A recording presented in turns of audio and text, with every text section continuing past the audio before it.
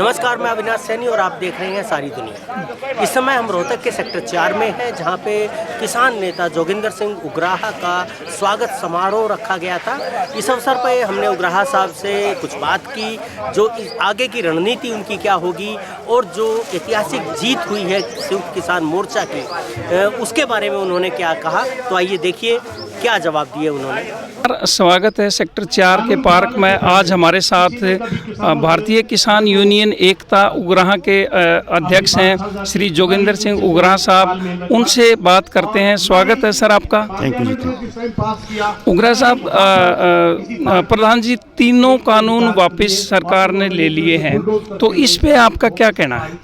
देखिए, हम इसको बहुत बड़ी जीत मानते हैं और सारे स्टेट के, सारे हिंदुस्तान के किसानों की इसमें शमूलियत है।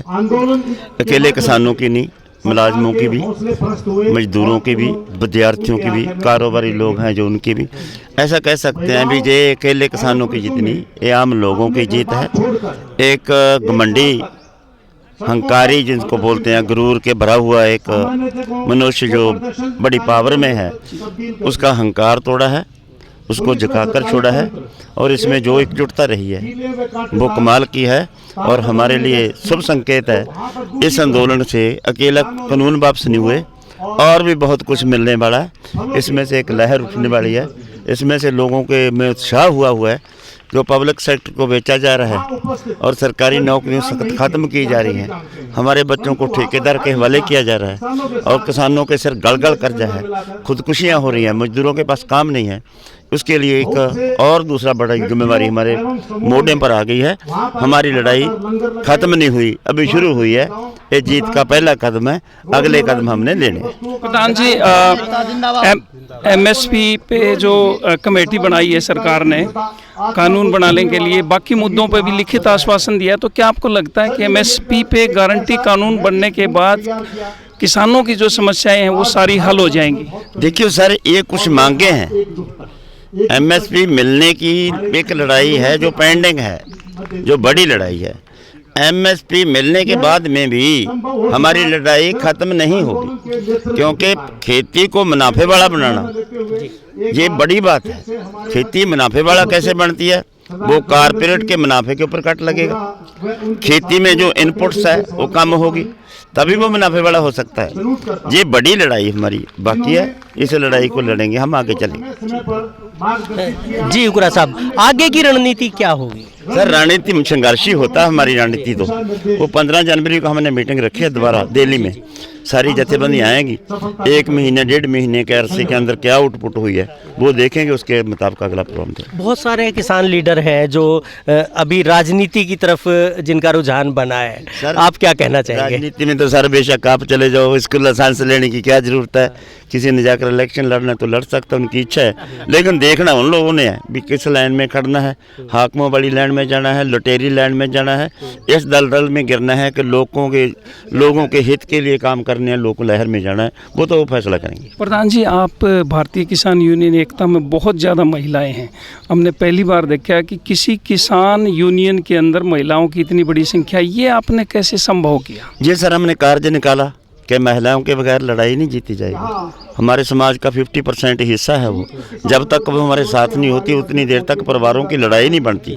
जब तक ये परिवारों की लड़ाई नहीं बनती तब तक ये लड़ाई नहीं जीती जा सकती। इसलिए हम उनको शामिल करने के लिए जिन जिन बातों को ज़रूरी समझा उसका हमने डेवलप किया।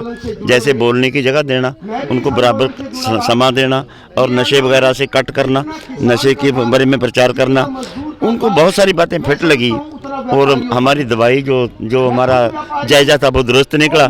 हमारी ऐसे बोल सकते हैं कि दवाई लग गई उनको, उनके बात समझ में आ गई। इसलिए बहुत बड़ी गिनती में हमारे अभी हम ऐसी अपनी समर्थ है कि 1 लाख महिलाओं को हम कहीं भी बुला लें आ जाए। महिलाओं की अपनी बहुत सारी समस्याएं होती है, क्या उस पर भी आपकी यूनियन? सर, यही बात है, समस्याएं महिलाओं की होती हैं। समाज की समस्या अगर है तो समस्या, अगर मेरे सिर कर्जा है तो सबसे पहले तो मेरी औरत को सामना करना पड़ेगा।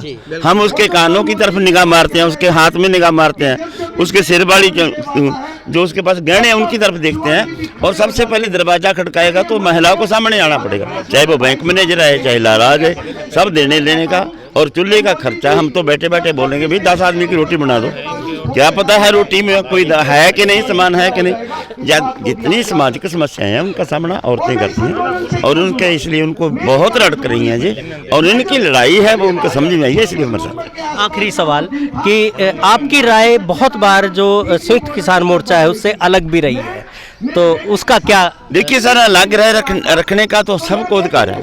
आपकी भी अलग राय हो सकती है, इनकी भी अलग राय हो सकती है, हमारी अलग राय एक होना कि जरूरी नहीं है। लेकिन हम लोग राय अलग होते हुए भी एक इशू के ऊपर मिनिमम सपोर्ट के मिनिमम प्रोग्राम के ऊपर इकट्ठे होकर लड़ें, ये सबसे जरूरी होता है। अलग राय रखना, अलग विचार रखना, ये जमहूरियत का है हर एक का।